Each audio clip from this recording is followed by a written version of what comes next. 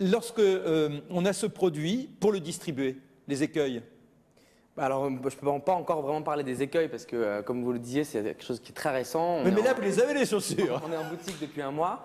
Nous, on a eu la chance d'être invités sur des salons de mode en fait dès septembre 2004 dans lesquels on a présenté notre produit. Ouais. Et là, on a fait toutes sortes de contacts. On a rencontré des journalistes, on a rencontré des acheteurs de grands magasins, des gens qui avaient des boutiques, des galeries. Et les grands magasins, par exemple, ils vous passent une commande. Ils vous disent, tiens, allez, on prend 30 paires de chaussures, vous nous en donnez du 39 au 42. Ouais, ils en prennent un petit peu plus quand même.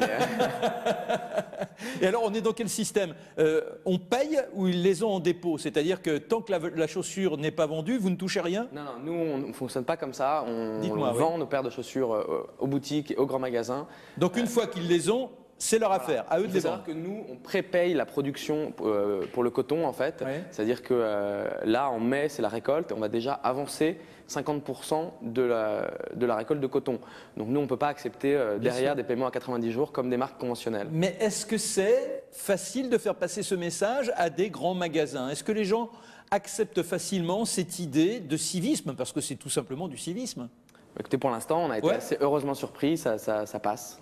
Alors vous en aviez combien? 5000 paires, c'est ça? 5000 paires, oui. Et les 5000 paires ont été écoulées? Quasiment, ouais, il en reste quelques centaines, mais pas grand-chose.